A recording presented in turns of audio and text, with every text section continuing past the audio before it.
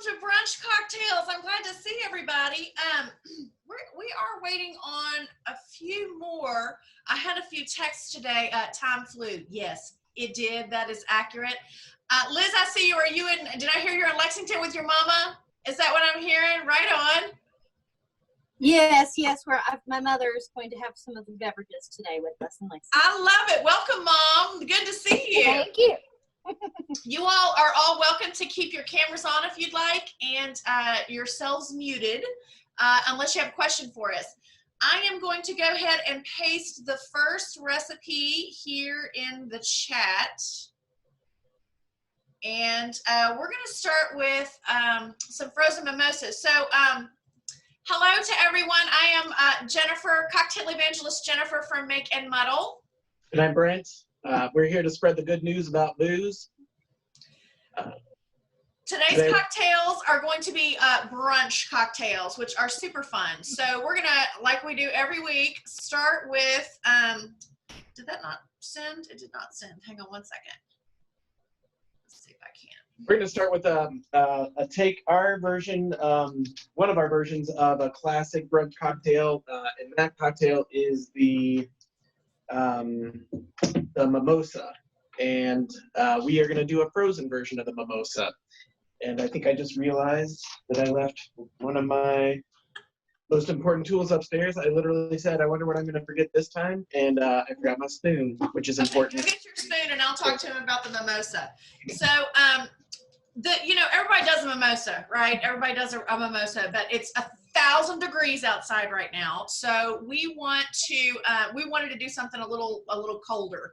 So you could have used either orange juice or grapefruit juice. So I did frozen grapefruit juice in mine because I didn't have any orange juice in my fridge and I was not going to the grocery store for it, and the grapefruit juice needed to be used. So if you did not put this in the freezer last night, please make this with us and substitute cups for ounces in that recipe, okay? So if you did not put it in the freezer last night, you're welcome to do 2 ounces of orange juice, 1/4 of an ounce of lemon juice, 1/3 of an ounce, let's do like 1/2 ounce of honey lavender elixir, 3/4 of an ounce of, you can skip the water too because you're not freezing it, and then just add, I would add 1.5 ounces of vodka to that, and then shake it up and put it in your cup. Otherwise, let's scoop. When I make this frozen, I'm not sure if you I just freeze it in these plastic deli containers. They have a nice lid on top. And that recipe will fill two of these quart sizes about a little over half, 2/3 of the way up.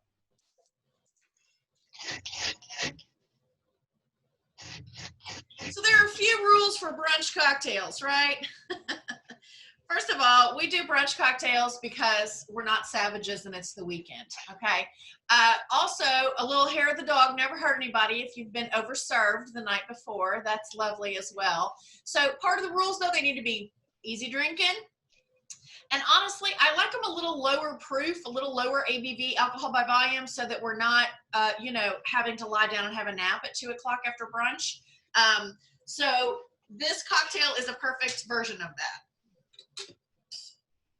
So glassware for this, you can pretty much use whatever you have on hand. I'm using, this is a vintage Libby golden foliage.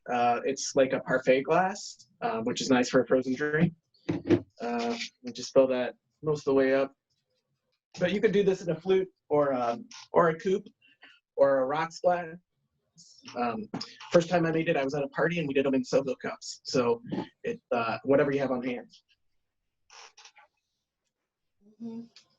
And then you top it with your sparkling wine. That is so good.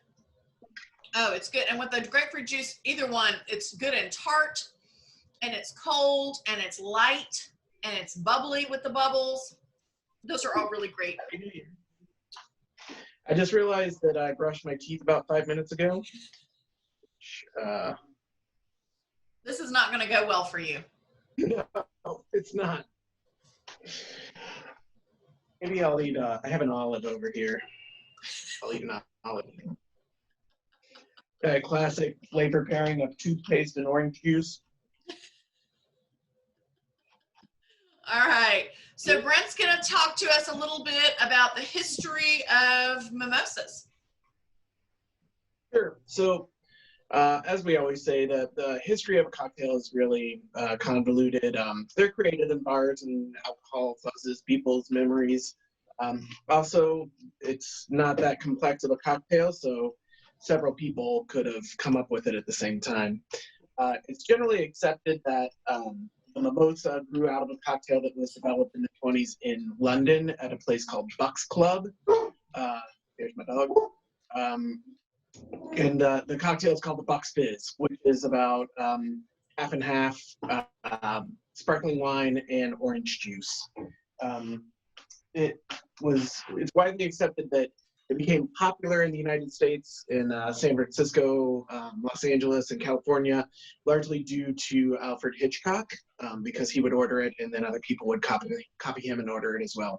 So kind of a cool history, pretty simple drink. And I think that's great for a nice summer brunch. Mm-hmm. It's also a little more dressed up than just your regular orange juice and sparkling. And, you know, here's the thing. When we go out, it's really hard. Sometimes restaurants are trying to, you know, skimp on some things, and you get more juice than orange juice, and it's terrible. So pro tip, if you go out and you know they're not making decent mimosas, have them bring you a glass of champagne and a glass of orange juice separately, and you can mix your own at the table, okay? A straw full at a time if you need to. But, yeah. That is definitely not your regular juice and fizz. So it's super delicious. Pretty simple and straightforward. Our next cocktail is a Make Muddle original, and it uses blueberry lavender. No, sorry, it uses blueberry lavender shrub. Sorry, and we're not going to mix that yet. We're going to talk about shrubs for just a second so you can enjoy your mimosa while we're talking about these. So a shrub is the quick version, the quick take on a shrub is that it is a legacy syrup, if you want to call it that. It's a traditional method of preserving products that are created or grown on a farm. So your fruits, sometimes vegetables, herbs, those are all put together with some sugar and vinegar and steeped, and it makes a vinegar-based syrup. So when we've talked before about sours, most of the time the sour aspect, that acid, is coming from a citrus juice like lemon or lime. And when you use a shrub, you can scale back on that citrus juice, and the vinegar steps in and provides the acid and the tart for you. Which some folks, these are becoming more and more popular. There are certain establishments that are trying to have less of an environmental impact, smaller carbon footprint, and citrus doesn't grow in the Midwest. So if you can reduce your citrus usage, you're reducing your carbon your carbon footprint and having less of an environmental impact, in theory. Also, these shrubs, they go back Babylonia. I mean, they are really, really, really old methods. They were considered the very first soft drink in the United States in colonial times. It is absolutely a traditional way of preserving fruits and herbs. And it's also a really great way to experiment, especially right now with growing season just getting amped up. It's a great way to experiment. And honestly, like, the sky's the limit when you start looking at that. We are actually going to do a class on shrubs in August. So if you want to learn more about how to make those, we'll be having a class for them. So I just dropped the recipe for one of our signature cocktails. Is called the Behave Yourself. And this cocktail uses our blueberry lavender shrub.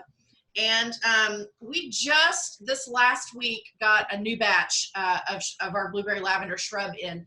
And the previous batch it was really vinegar forward. It's a very big shrub. And then as we started to play with it throughout the year, we realized that we might need to step the vinegar back a little bit, and we did. And this batch is Y'all, it's on point. I'm not going to lie. So if you need some shrub in your life, now is the time to get it. This cocktail was named after a Derby winning horse from 1921 and was created to go with a hat that was made by a really good friend of ours, Elizabeth Flatto.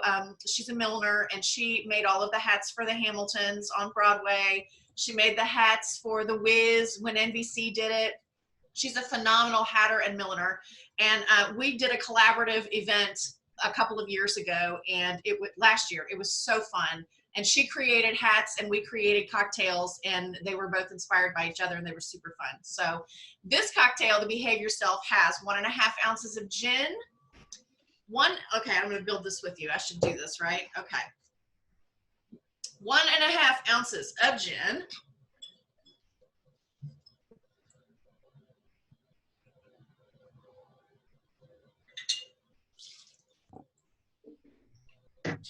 1 ounce of blueberry lavender shrub.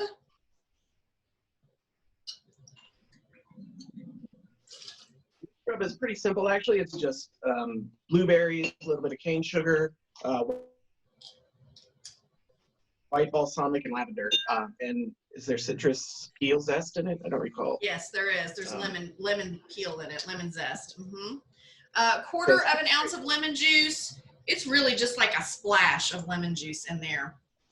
And then we also add grapefruit bitters to this. And grapefruit bitters, if you do not have them on your bar, you need to go buy some and put them on your bar. These things are so good. Fee Brothers makes delicious bitters, which are all glycerin based and not alcohol based. So if you have folks that are not imbibing for one reason or another, these are great to make mocktails with. But you could put a straw in those grapefruit bitters. They are so delicious. We just do a couple shakes of those in there and top it with ice. And I'm going to mute myself because I'm about to start shaking, and I don't want to blow you out of here. So one thing about, we mentioned Elizabeth, her business is entirely based on, she does theatrical millinery. And so everything is shut down right now. There's no live performances going on. So she's actually switched her business, and she's going to start producing masks. So once she's ready to start selling those, we'll probably do a blast and send out a link to her, because we like to support our friends, and she is definitely a small business, and that's what we're all about. So I think Jennifer's about done shaking, so I'm going to click out. Yeah, I just finished shaking. Okay, so I'm going to do a shameless plug for product here. On our website right now, we have these freeze glasses, okay? And we have them in all sorts of shapes and sizes. This is the whiskey freeze glass. We also sell them in a wine freeze, and they come in a martini freeze also. This glass, now I'm not gonna lie, we switch them out from cocktail to cocktail because they'll stay cold for about 30 to 45 minutes, but then they want to go back in the freezer and you want a fresh one. So anything that you're doing up this summer and outside, if you don't have ice in it, this is a fantastic cup to use for that. So you can just strain that in there and top it with bubbles.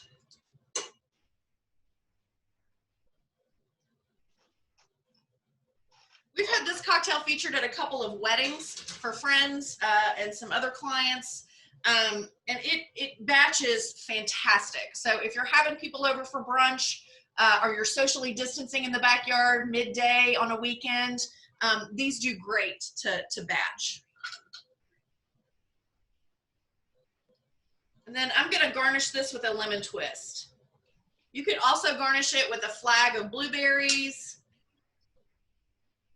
We've done it with, we sugar-coated some blueberries, so you just brush on some egg white onto the blueberry and sprinkle some fine sugar on it, and it makes a nice sugar shell around the blueberry, and it's extra delicious to have on the cocktail. Yeah, that will do you right. That is a really, really yummy cocktail. And very great to batch.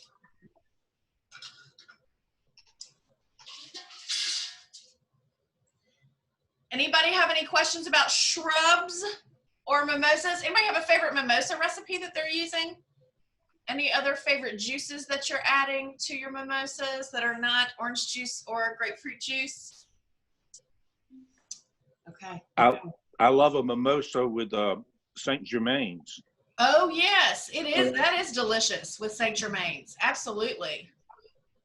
Do you do juice with it too, or do you just do the Saint Germain? Both ways. Jeanette, what were you all doing?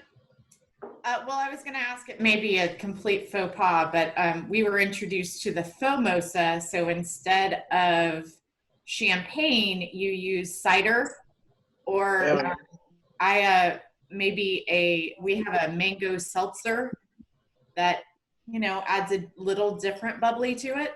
Absolutely, that is a fantastic idea and totally great for the kiddos too. I know we have a few folks on here whose kiddos are always watching every week with us and are getting a pretty in-depth cocktail education as we go. That would be a fantastic mocktail for them when you're making your own for brunch. I know my niece and nephews love fizzy anything. Well, my nephew not so much, but my niece loves sparkling cider. Okay, let's move on and talk about Bloody Marys for a minute, Brent. So again, the history of the Bloody Mary is convoluted and is about as thick as the drink is itself. So it was probably created in Paris at the New York bar. Sometimes people will say it was created in New York. I think it comes from a confusion with the bar name. It was originally about half vodka and half tomato juice, which that's not a bad recipe to follow because it definitely cuts the thickness of tomato juice there. And then over time, people added other ingredients. However you say, Worcestershire, Worcester, whatever sauce is a frequent ingredient. Soy sauce, hot sauces, Tabasco, sriracha. Black pepper, lemon juice, those are all traditional ingredients in the Bloody Mary mix. One of my favorite stories is actually the origin of the name, and that's partially because it is based around some infamous bars in Chicago. There are, early on in the Chicago days, it was a little bit rough and tumble, and there was one bar or several bars that started to get the name Bucket of Blood. So it was through the course of the evening, occasional fights might break out. People would lose ears, limbs, teeth. And then when they were cleaning up in the early hours of the morning, they'd mop up all the blood that had been spilled and put it into the bucket, wring out their rags into the bucket. And when they tossed it out in the street, it looked like they were tossing full buckets of blood out. So supposedly there was a patron of the New York bar in Paris was served that cocktail, what has come to call the Bloody Mary, and it reminded him of either his girlfriend or a waitress at the Bucket of Blood, and her name was Mary. So that's where they say that the cocktail got its name, was from the Bucket of Blood and the waitress named Mary. So Bloody Mary that's probably not true, but I do love that story. I don't think you can have a cocktail without a good story. I mean, or a distillery. No. I think you have to have a good story for all of those things. The Bloody Mary, of course, is a classic brunch cocktail. And in recent years, there have been, remember when we used to go to restaurants? God, those were the days, weren't they? They would do those Bloody Mary bars, and you would be able to, they were buffets. Like you would get an ounce and a half of vodka or whatever you were drinking in your Bloody Mary, and then you would just go up and create your whole cocktail. You get to do that at home. You don't have to go out to do that. Also, the thing about Bloody Marys, at least in my house, is that I'm pretty much a one Bloody Mary girl. They get real filling after that, and I just want food. I don't really want all of that tomato juice. But if you're a little hungover and you know you're going to be waiting on food for a minute, it's good to have a skewer of goodness in there. Absolutely. Helps you survive for a little while. So for Bloody Marys, usually do 2 ounces of vodka because I do like, when I need a little hair of the dog, I need a little more than little hair of the dog. So Before like to do 2 ounces. I'm gonna mix this in my glass, and before I do that, I'm going to rim it. Okay, I like a salty rim on mine. So I'm gonna use just a wedge of lime on that, and then I sent a rim mix that's really good.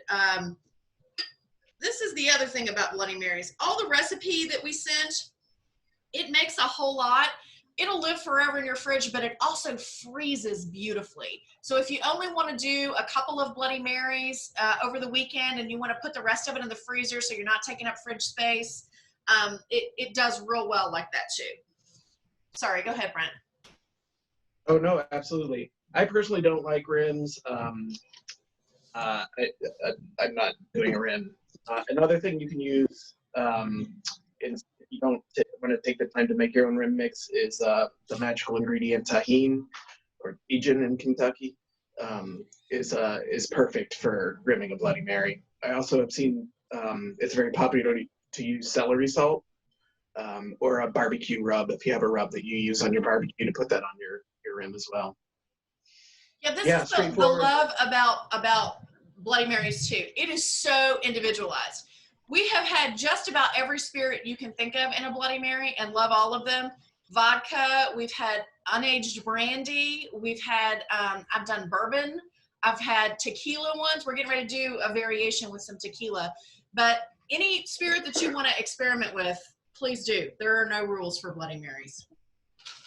And the recipe we posted, that's modifiable as well. So if you see something in there that you don't like, I personally, one difference, Jennifer and I discussed this earlier today.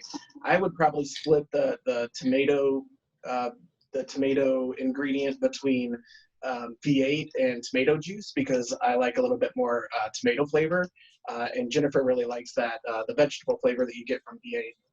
And it's neither right or wrong. It's just what you prefer to drink. I also like to use low sodium on all of the cocktails, or all of the juices, tomato juice, not for health reasons, but it's because I like to add in the sodium myself, because I usually will do that by using an ingredient like, this is Maggi sauce, which is kind of like a Latin American soy sauce. Or another great one is this liquid amino acid by Bragg's. That these two things add a ton of umami, which is that savory flavor. You know, they say you have sweet, sour, bitter, and then umami is one of those flavors that is in soy sauce and miso and a lot of mushrooms. But when you use these ingredients in your mix, you're mixing in salt, but also flavor. So that's why I really like to do it. Another thing is, Jennifer and I agree on this. We both really love horseradish. This is an actual horseradish. Freshly prepared horseradish is amazing. It has a sweetness and an earthiness that goes along with the heat. Once it's preserved, it gets a little bit bitter and a little astringent, and then it also, the heat, it goes from like a sweet pure heat to like a really aggressive. I have I have only used horseradish. prepared horseradish before in the jar, and it is not at all the same. This was the first time I had actually been able to find fresh horseradish. They had it at Paul's Fruit Market locally here. I'm sure Kroger may or may not carry it. I don't know if your grocery stores carry it or not, but it is definitely worth, and it grates really quickly, just like ginger does. But it is completely different flavor profile than the little shredded stuff that you get in the jar. Brent's exactly right. It gets bitter and really, there's a word I'm looking for, but I can't think of it right now. But it's astringent. That's the word I'm looking for. And when you do it fresh, it's beautiful. There is a sweetness there that you don't get out of the jar. It's also great if you're doing oysters at home. You just shred up your horseradish and put it right on your raw oyster. That's what we do in my house with a little balsamic, white balsamic. It's perfect. So the best thing about Bloody Marys, along with taking the edge off in the morning, is building the skewer. So we recently had a party and we just put We did our own Bloody Mary bar at our kitchen bar. Just toss your skewers in a little glass. These are perfect. We actually have these. It's our Mariposa, Lindo Mariposa Collins glass on our website. These are, I think they're 6-inch bamboo skewers, and then you just go to town making your skewer. I have some olives here. So you can do your manzanilla, just your Spanish, I think I ate my example.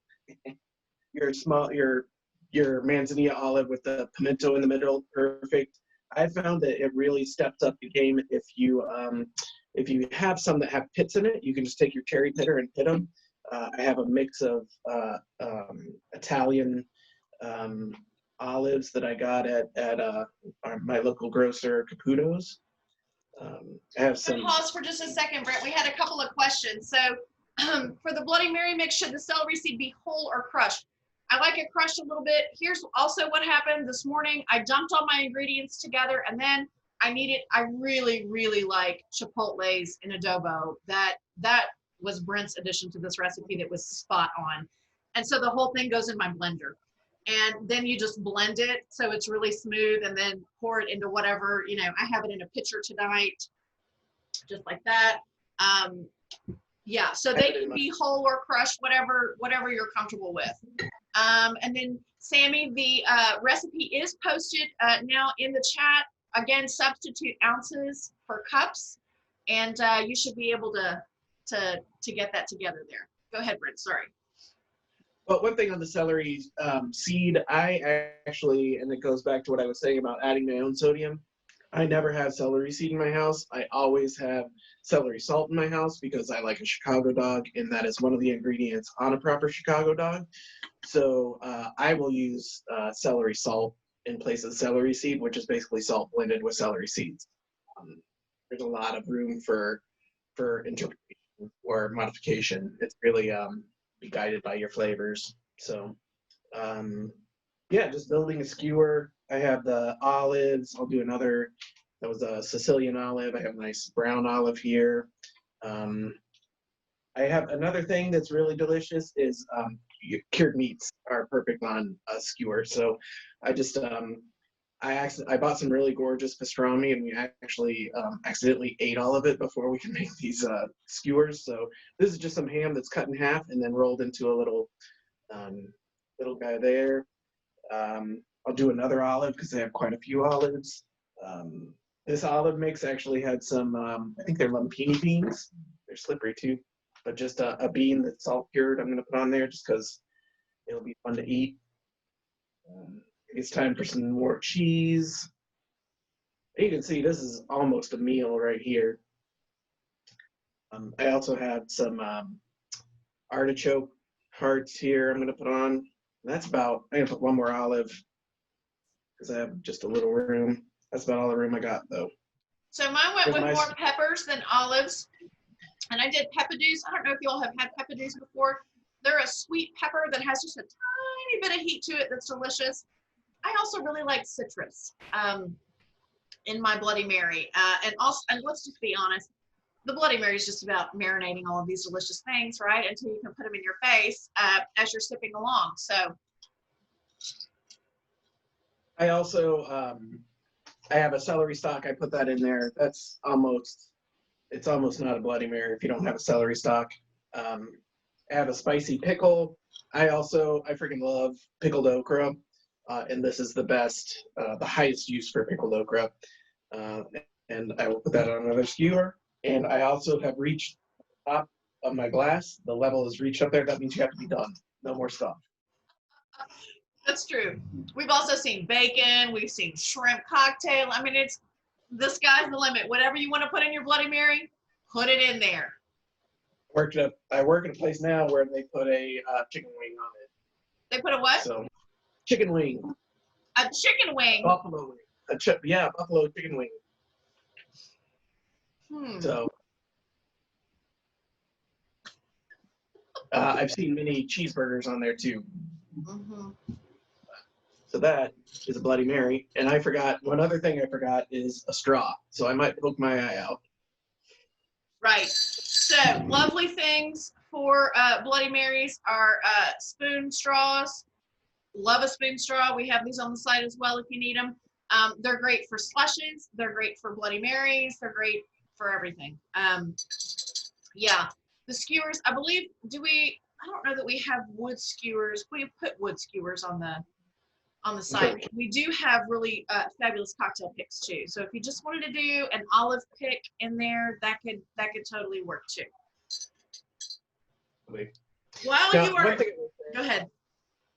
One thing I'll say, Bloody Mary is a brunch cocktail, and it's in bad form to order it after 2 or 3 in the afternoon. It's free country. You can do what you want, but I can guarantee you that the bartender's rolling their eyes at you if you order a Bloody Mary at 9 at night. That's not what you're supposed to do. But, you do you.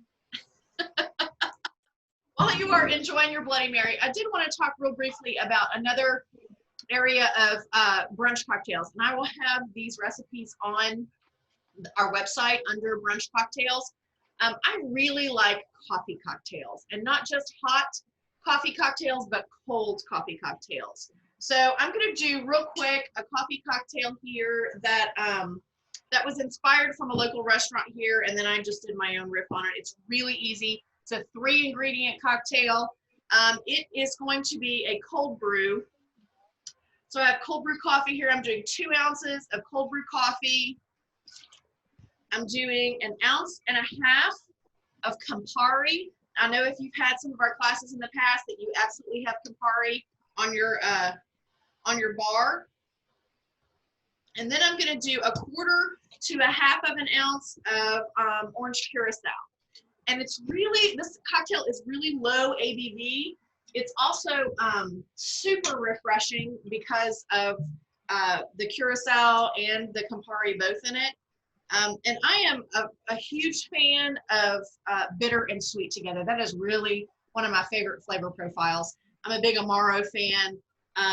So anytime I can get those flavors that are all coming together in one glass, I'm thrilled about that. So this also can be mixed in the glass. Let me find a glass. That's when you mix a cocktail in the glass. That's called building it in the glass, and it's my favorite way to make a cocktail because you need fewer tools and you have less things to clean up after you do it. One other thing, a side note about cold brew coffee is that it does have a higher level of caffeine in it because when you cold brew it, you just you put the grounds in with water and you let it sit and steep for a long time. So the water's in contact with the grounds for a longer time, and it has more opportunity to extract all that caffeine out of the beans. So that's one of the most glorious things about cold brew coffee is that it has a little bit extra oomph over your hot brew coffee. Yes, and I would highly recommend buying cold brew coffee or making your own cold brew, which is a huge pain in the rear end. I'm not gonna lie, we've done that a couple times. But there's a whole lot of really good cold brew out there to buy. So, but it's just a gorgeous and elegant cocktail. It's real low ABV. Again, that bitter and sweet together is just perfect.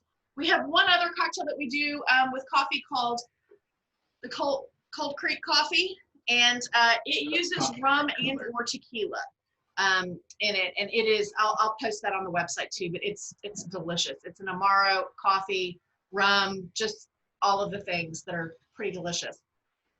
We have one more recipe to do with our Bloody Mary mix. Brent, you want to do that one? Sure. So this is sort of a spin on the michelada, which is a Mexican tomato juice and beer cocktail. The different regions, like Mexico City michelada is different than Oaxacan michelada. Mexico City, they use a lot of lime juice and Maggi, and that's not when we think of michelada, we think of tomato juice. So that's one difference. We call this the crudo rojo. So it's kind of a bastardization of Mexican slang. If you're really hungover, you say you're like really crudo, which means you're really raw. So this translation is raw red. So it's like you're so hungover, you're red. But for this cocktail, and this is actually, when I make a Bloody Mary for myself, it's usually a spin on this because this cocktail has beer in it. And my preferred Bloody Mary ratio, Jennifer's might be 50-50 tomato juice and vodka. Mine is 1/3 spirit, 1/3 tomato juice, 1/3 beer, just because then it lightens it up a bit. And if I want to have more than one, I can do that. Not as filling. Usually I would use a tequila in this, but I am making an exception right now, and I'm using this product from George Dickel, which is a Tabasco barrel finished bourbon from Tennessee, and that'll give it a little bit more spice and heat. So if you have not had that Dickel, it is like you'd see it on the shelf and you're like, it's $11 bottle of Dickel and it's got Tabasco. Nobody wants that. It is the perfect bourbon for Bloody Marys. Like that was what it was made to do. It has that tang that Tabasco has. There's not a lot of heat from it, but it still has that good Tabasco flavor from the barrel. So that is a great $11 purchase for your bar. I got mine at I'm in the Chicago area. Benny's is the place to go, and I think I did $12 on it. It's also it's fun to do if you have people that are looking to do shots. It has some similarity to your like Fireball or your cinnamon whiskey, but it's not sweet. It's not sugary sweet. So I think it's better. So I did 1/3 tomato juice, about 1/3 that Dickel, and I'm going to top that with one of my favorite Mexican beers, which is Negro Modelo. So this Negro Modelo is actually a style of Vienna lager, which was a style that was popular in Europe and then totally fell out of favor. Nobody made it except for places in Mexico. So you have Mexico to thank for saving the style of Vienna lager. And the next biggest place to make it is the Boston Beer Company, and the Boston Lager is actually a spin on the Vienna Lager. It has more flavor hops, but it is a version of a Vienna Lager. So I just gave that a couple little twists. I forgot to mention I did rim this one in the tahine, and I actually have this in my favorite beer glass, which is a Modelo beer glass with a gold rim and luchadors all over it. You look at that and you're like, I don't know that I want beer and tequila in tomato juice, but you do. You really do. You need to try it at least once at your house. It really does lighten it up, because again, that whole one and done with the Bloody Mary thing is about how rich that mix is. So if you lighten it up with a little beer, a little tequila in there, it's pretty lovely. Or Dickel, Tabasco, it is lovely indeed. Any questions about anything? We have slammed through some recipes today. I know. Tell me what your favorite ones were. Tell me what your favorite brunch cocktails are. Come on here, unmute yourselves and let's talk about brunch. Hey JB, just a quick question. Is there an appropriate amount of time for etiquette to wait to eat all the things in your Bloody Mary before? I mean, you just or you can be halfway through so it soaks appropriately. Yeah, there is no rule hard and fast that I'm aware of, Jeanette, but I will do a little more research. I'll see if Tiffany's or Emily Post have anything to say about that, but I feel like it's at will. I concur. As needed. Consume as needed. Consume as needed. I would also recommend saving a little bit because you never know when that order is coming. Sometimes brunch takes forever to get to your table. And if you don't have those last 2 olives ready to go in so you're not hurting somebody's feelings at the table, yeah, totally. Because, you go to brunch and you're hungover, but let me tell you, your waitstaff and kitchen staff is also hungover. There is the old saying, brunch is B team, brunch team, B team. You know, you bring your B game. It's not, everyone's struggling when you're at brunch. True story. Oh, I've heard. Word on the street. Is that what? Yeah, the scuttlebutt. Right. So, Brent and I have planned out the rest of our virtual class curriculums through September, and we've got some really fun stuff coming up. The next class that we are doing is a kid-friendly craft beverage class. So if you have kiddos, really at any age, if they're interested in really delicious things to drink that are clearly non-alcoholic, this is going to be a really fun class. I think we're probably going to pull a blender out for it. And we're definitely going to use some summer fruits. But I know we have several folks on here who have kiddos that either watch this or listening to it in the background.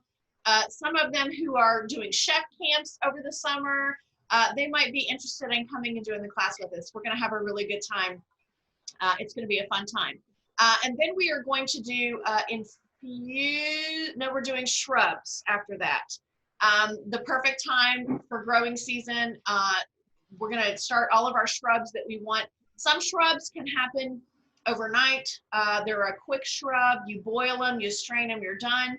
Some shrubs need to be in your fridge for 2 to 3 weeks.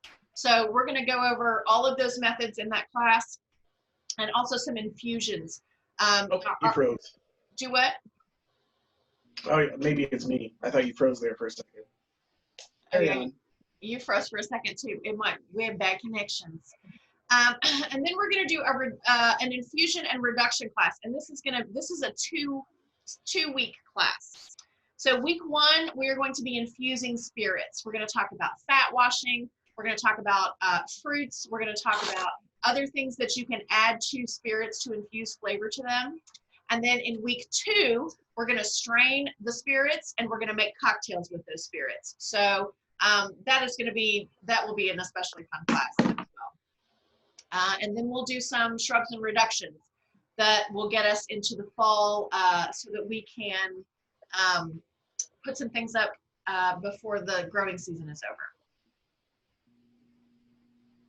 Any questions from anybody? No, we're just all up in it. Okay, I hope y'all are doing okay. I know it's a whole lot right now going on everywhere. I know states are trying to reopen. Some states are scaling back. We feel that pain acutely in our own homes. So if there's anything that you would like to see from us, either class-wise or product-wise, please don't hesitate to reach out. Thank you. Sorry. That is a great guest for class. That baby. Say hi to Duncan. I don't think we Hello, have any Duncan. cocktails. Duncan. He's too young for this class, Well, we'll even carve it. in dog years. Good deal. One last thing, we are moving our online shopping experience from Etsy to our website. Both of those sites are up and running now. You can shop either place, but in the next month, we will probably be pulling things off of Etsy entirely. The new shopping experience is pretty fun. It's definitely sexier than Etsy's site is. So take a look at it. Give us some feedback. We'd love feedback from any of you about any of those things. This week, we also got a full new batch of all of our products. We have been burning through product thanks to all of you and some of our on-premise places that are up and running now. But the new batches are delicious. So if you need anything, let us know. And if you are in Southern Indiana, be sure to check out Board and You. They just opened up recently, and we did the cocktail menu. Their entire cocktail is. We did, and it was a fun one. So and they're doing real well. So yeah, encourage everybody. I think last chance for questions, comments. We are always looking for feedback, so feel free to email us, message us on Etsy, or however, get in touch with us if you have ideas for classes or any suggestions or things that you want to see. We appreciate y'all so much. Let me put us back on grid view here, and let's do a cheers, y'all, at the end. Cheers. Cheers, y'all. Have a good one. Cheers. We'll see you soon.